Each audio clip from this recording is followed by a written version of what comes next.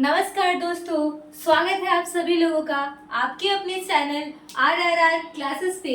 मैं रश्मि आज आप लोगों के सामने CUT PG 2023 एंट्रेंस एग्जामिनेशन के बारे में कुछ बात करने वाली हूँ। तो आज का हमारा टॉपिक है, आज हम लोग अपने topic CUT PG 2023 entrance examination के बारे में डिस्कस करने वाले हैं, इसकी स्ट्रैटेजी के बारे में डिस्कस करने वाले हैं।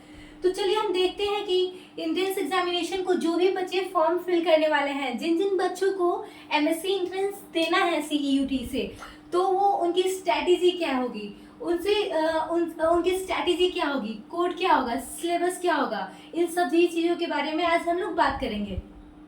तो चलिए हम देखते हैं फॉर्म फिल करने में क्या क्या पूछा जाता है और कैसे कैसे इसको हम लोग करते हैं, फॉर्म को फिल करते हैं। जब आप लोग फॉर्म फिल करने जाएंगे तो वहाँ पे एक कोड वर्ड पूछता है। ये CUT का अपना सभी सिलेबस का, जितने भी सिलेबस है CUT में, उसका अपना अपना एक कोड है। चाहे आप फिजिक्स का एंट्रेंस एग्जाम दें, फॉर्म फिल करें, केमिस्ट्री का करें, बायोलॉजी में आप जूलॉजी का करें, बायोकेमिस्ट्री का करें, मॉलिक्यूलर बायोलॉजी का करें, प्लांट बायोटेक्नोलॉजी का करें या बॉटनी का करें, सभी का अपना एक कोड है जो कि CUT ने बनाया है। तो आप उस कोड पे ही जाके जब आप फॉर्म फिल करेंगे तभी आपके सब्जेक्ट्स के क्या होंगे, फॉर्म फिल होंगे, चाहे आप किसी भी सब्जेक्ट का फॉर्म फिल करने वाले हों। तो हम देखते हैं कि जूलॉजी एंट्रेंस एग्जामिनेशन का आप फॉर्म फिल करेंगे तो आपका कोड क्या होगा। तो इसके कोड के बारे में बात करते हैं। तो PGQ P75 जो है वो जूलॉजी का कोड है।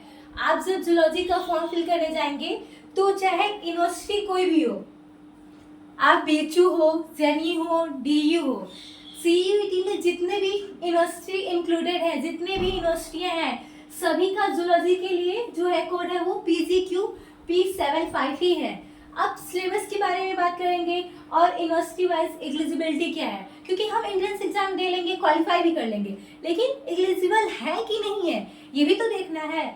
कोई कोई यूनिवर्सिटी क्या है, एंट्रेंस एग्जाम के लिए एज लिमिट की बात कर रही है, तो एज लिमिट कहीं पूछा गया है, किसी में नहीं पूछा गया है। तो जिस यूनिवर्सिटी में पूछा गया है आप लोग वहाँ पे एज लिमिट को मेंशन कर सकते हैं, जहाँ नहीं पूछा गया है आप लोग उसको छोड़ भी सकते हैं। नेक्स्ट है कि अब सिलेबस को हम लोग प्रिपेयर कैसे करेंगे और सिलेबस हमारे है क्या। तो जूलॉजी का जो सिलेबस है, जूलॉजी के सिलेबस में CUT ने ही सिलेबस बनाया है। तो इसमें आप लोग चाहे DU के लिए फॉर्म अप्लाई करें, JNU के लिए करें, BHU के लिए करें, या फिर अदर्स जितनी भी सेंट्रल यूनिवर्सिटियाँ हैं, सभी के लिए जूलॉजी का कोड यही रहेगा PGQ P75, और सिलेबस भी यही रहने वाले हैं। तो जूलॉजी में जो आप पढ़ेंगे, एंट्रेंस की तैयारी करेंगे, तो इसमें जो हमारे टॉपिक्स है उसके बारे में बात करते हैं। तो जूलॉजी का जो टॉपिक है वो टॉपिक और इसके लिए कौन कौन से बुक्स जो है वो रेफर किए गए हैं उसके बारे में हम लोग बात करेंगे। तो जूलॉजी का जो टॉपिक है वो 14 टॉपिक है, यानी कि जूलॉजी के जो टॉपिक है वो 14 टॉपिक है। इनके में एक एक करके हम बात करते हैं। पहला जो है वो है सेल बायोलॉजी। फर्स्ट जो है आपका वो है आपका क्या है, सेल बायोलॉजी। तो सेल बायोलॉजी में क्या क्या पढ़ेंगे, उसमें कुछ उसके में भी कुछ टॉपिक्स होता है कि सेल बायोलॉजी में आपको क्या क्या पढ़ना है। जैसे कि सेल मेम्ब्रेन के बारे में पढ़ना है, सेल साइकिल पढ़ना है, सेल के बारे में पढ़ना है, उसके बाद से सेल डिवीजन के बारे में पढ़ना है। और इसके लिए कौन सी बुक प्रेफर की गई है, तो इसके लिए कूपर और एल्बर्ट्स की बुक प्रेफर की गई है। जो आपका दूसरे नंबर पे है वो है बायोकेमिस्ट्री। बायोकेमिस्ट्री में अमीनो एसिड्स के बारे में, कार्बोहाइड्रेट्स के बारे में, ग्लाइकोलिसिस के बारे में, amino acid, protein, carbohydrates, glycolysis के बारे में, और मेटाबॉलिज्म एंड न्यूक्लिक एसिड के बारे में बात करेंगे। इसमें हम लोग ये पॉइंट्स पढ़ने वाले हैं हम लोग। तो बायोकेमिस्ट्री के लिए जो बुक है वो लेलिंजर की बुक जो है वो रेफर की गई है। मॉलिक्यूलर बायोलॉजी थर्ड पे है आप लोगों का। मॉलिक्यूलर बायोलॉजी में आप लोगों को ट्रांसलेशन एंड ट्रांसक्रिप्शंस के बारे में पढ़ने के लिए पढ़ाया जाएगा। इसमें बहुत सारे और भी पॉइंट्स हैं, लेकिन मैंने कुछ पॉइंट्स को क्या किया है, मेंशन किया है यहाँ पे। तो मॉलिक्यूलर बायोलॉजी के लिए आप लोग वॉटसन की बुक ले सकते हैं। नेक्स्ट है आपका इकोलॉजी। इकोलॉजी में population, community, biodiversity and ecosystem के बारे में पढ़ाया जाएगा। इसके लिए आप लोग PD शर्मा की बुक की सहायता ले सकते हैं। उस बुक से आपको काफ़ी हेल्प मिलेगी, तो आप PD शर्मा की इकोलॉजी की बुक ले सकते हैं। नेक्स्ट है आप लोगों का क्या है, इवोल्यूशन है। इवोल्यूशन में जो है ये आप लोगों का 5th टॉपिक है इवोल्यूशन। इवोल्यूशन में आप लोगों को natural selection, theory of origin, natural selection, theory of evolution, origin of life के बारे में पढ़ने को मिल सकता है।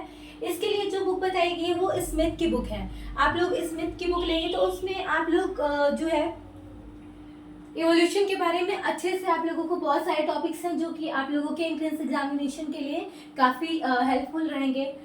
नेक्स्ट टॉपिक है बायोडाइवर्सिटी।